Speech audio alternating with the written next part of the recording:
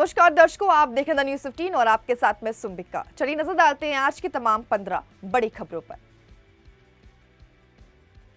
CM Arvind Kejriwal कल CM पद से इस्तीफा दे देंगे। सीएम केजरीवाल ने पहले ही इस्तीफे का ऐलान कर दिया था। कल ही नए सीएम के नाम का भी ऐलान हो सकता है। दिल्ली का अगला सीएम कौन होगा, इसको लेकर कई नामों की चर्चा हो रही है।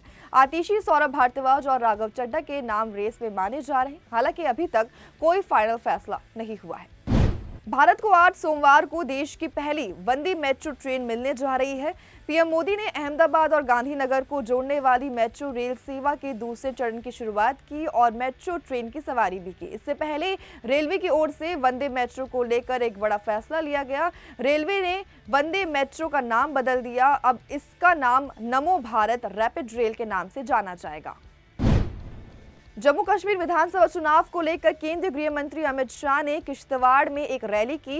इस रैली में गृह मंत्री अमित शाह ने नेशनल कॉन्फ्रेंस और कांग्रेस पर जमकर हमला बोला। साथ ही उन्होंने 370 को लेकर भी सरकार का स्टैंड क्लियर किया। उन्होंने नेशनल कॉन्फ्रेंस और कांग्रेस पर अपने परिवार की सरकार बनाने की कोशिश करने का आरोप लगाते हुए कहा कि वे जम्मू कश्मीर में सत्ता में नहीं आ सकते। साथ ही राहुल गांधी पर हमला बोलते हुए कहा कि कांग्रेस और उसके नेता राहुल गांधी जम्मू कश्मीर को फिर से आतंकवाद की ओर ढकेलना चाहते हैं। महाराष्ट्र के बुल्ढाना में शिंदे गुट के विधायक संजय गायकवाड़ ने कांग्रेस नेता राहुल गांधी को लेकर एक विवादित बयान दिया है। उन्होंने कहा है कि जो भी राहुल गांधी की जीप काट कर लाएगा उसे 11 लाख रुपए का इनाम दिया जाएगा। विधायक गायकवाड़ ने राहुल गांधी और कांग्रेस पर दलितों और आदिवासियों के आरक्षण को खत्म करने की साजिश का आरोप लगाया है। गायकवाड़ ने कहा कि महाराष्ट्र और देश के पिछड़े और दबे हुए दलितों, आदिवासियों और ओबीसी के लोगों को संविधान में बाबा साहेब अम्बेडकर ने आरक्षण दिया है। ऐसे में कांग्रेस के नेता राहुल गांधी विदेश में जाकर आरक्षण खत्म करना चाहते हैं, ऐसा बयान देते हैं। पीएम मोदी ने आज गांधीनगर में पीएम सूर्य घर मुफ्त बिजली योजना के लाभार्थियों से बातचीत की। इस दौरान पीएम मोदी ने गांधीनगर में global renewable energy investors meeting and exhibition यानी कि री इन्वेस्ट 2024 के चौथे संस्करण का उद्घाटन भी किया। पीएम मोदी ने कहा कि 140 करोड़ भारतीयों ने देश को दुनिया की तीसरी सबसे बड़ी अर्थव्यवस्था बनाने का संकल्प लिया है। पीएम ने कहा कि तीसरे कार्यकाल के पहले 100 दिन में हमने भारत के तीव्र विकास के लिए हर क्षेत्र की चुनौतियों से निपटने का प्रयास किया है। उन्होंने अयोध्या के लिए भी एक बड़ा ऐलान किया। पीएम मोदी ने कहा कि अयोध्या को मॉडल सोलर सिटी बनाने का काम चल रहा है। हाल ही में हुए लोकसभा चुनाव 2024 में भाजपा को 2014 और 2019 के मुकाबले काफी कम सीटें मिली है और पार्टी बहुमत से दूर रह गई है। हालांकि टॉप सूत्रों की माने तो कम सीटों के बावजूद भी भाजपा के नेतृत्व वाली सरकार उस एजेंडे पर काम करना जारी रखेगी जिसका वादा 2014 में किया गया था। अब खबर आई है कि मोदी सरकार जल्द ही पूरे देश में जनगणना शुरू करवा सकती है। उत्तर प्रदेश के मुख्यमंत्री योगी आदित्यनाथ पश्चिम त्रिपुरा के बराकथल में सिद्धेश्वरी मंदिर के उद्घाटन समारोह में शामिल हुए। इस दौरान उन्होंने लोगों को संबोधित करते हुए कहा कि पाकिस्तान नासुर है, ये मानवता का कैंसर है, इसका उपचार समय रहते दुनिया की ताकतों को मिलकर करना होगा। उन्होंने ये भी कहा कि अयोध्या, मथुरा और काशी ये 3 सनातन हिंदू धर्म के महत्वपूर्ण स्तंभ है, मान बिंदु हैं।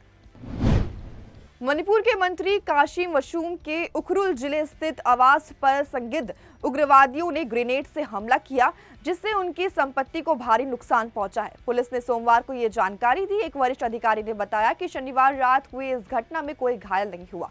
वशुम ने बताया कि अब ग्रेनेड धमाका हुआ तब वह और उनके परिवार के सदस्य घर पर नहीं थे और पुलिस अधिकारियों ने आगे ये बताया कि ग्रेनेड धमाके से मंत्री के घर की दीवारें और कुछ हिस्से क्षतिग्रस्त हो गए।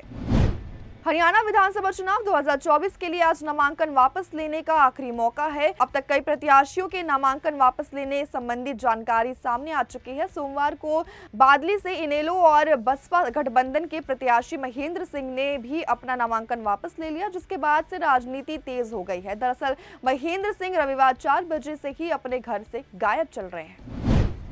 बीजेपी विधायक नितेश राणे ने एक बार फिर अपने बयानों से विवाद खड़ा कर दिया है। एनआरआई पुलिस स्टेशन ने अब उनके खिलाफ कानून की गंभीर धाराओं के तहत एफआईआर दर्ज की है। नवी मुंबई में गणपति कार्यक्रम के दौरान नितेश ने अल्पसंख्यक समुदाय को लेकर विवादित टिप्पणी दी थी। वह बीजेपी सांसद नारायण राणे के बेटे हैं, जो महाराष्ट्र के मुख्यमंत्री भी रह चुके हैं। दरअसल शिवसेना विधायक ने राहुल गांधी के अमेरिका में आरक्षण को लेकर दिए गए बयान पर नाराजगी जताई और राहुल गांधी की जीभ काटने वाले को 11 लाख रुपए इनाम देने का ऐलान किया।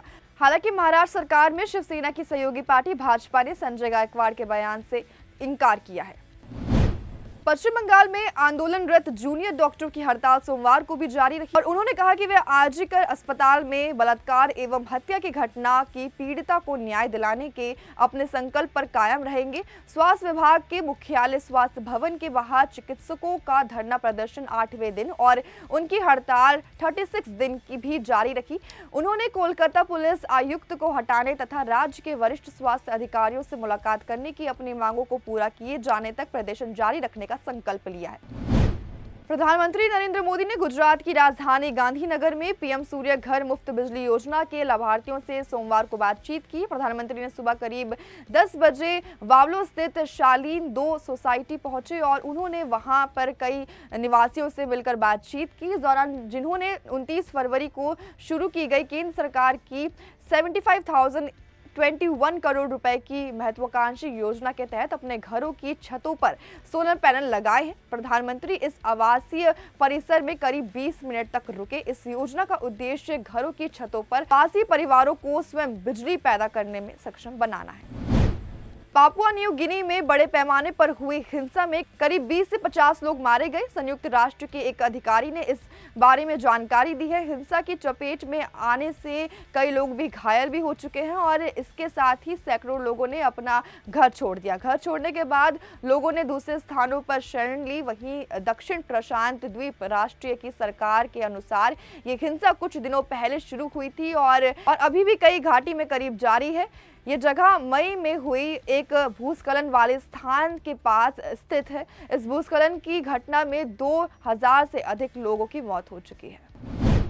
21 वर्षीय एक लड़की ने तेलुगु कोरियोग्राफर शेख जानी भाषा, जिन्हें जानी मास्टर के नाम से भी जाना जाता है, उन पर कई बार यौन शोषण का आरोप लगाया जा चुका है। साइबराबाद राय दुर्गम पुलिस ने आरोपों पर कार्रवाई करते हुए उस व्यक्ति के खिलाफ 0 एफआईआर दर्ज की। महिला ने आरोप लगाया कि उसने जानी के साथ कई प्रोजेक्ट पर काम किया था और वे पिछले कुछ महीनों से उसका यौन शोषण कर रहा था। पीड़ित का कहना है कि उसने चेन्नई, मुंबई, हैदराबाद सहित विभिन्न शहरों में एक शूटिंग के दौरान कई बार उसका यौन शोषण किया। उसने पुलिस को बताया कि जानी ने हैदराबाद के नर्सिंग में अपने घर पर भी उसका यौन शोषण किया था। भारत और बांग्लादेश के बीच 19 सितंबर से जो पहला टेस्ट शुरू होगा वो कई मायनों में बहुत खास माना जा रहा है। इस बीच टीम इंडिया अगर बांग्लादेश को पहले ही टेस्ट में पटकनी दे देती है तो साउथ अफ्रीका की बराबरी पर पहुंच जाएगी। इसके साथ ही कुछ और कीर्तिमान बनते हुए नजर आ सकते हैं। हमारी आज की इस 15 खबरों में बस इतना ही। देखते रहिए द न्यूज़ 15। वीडियो को लाइक, चैनल को सब्सक्राइब करना बिल्कुल ना भूलें।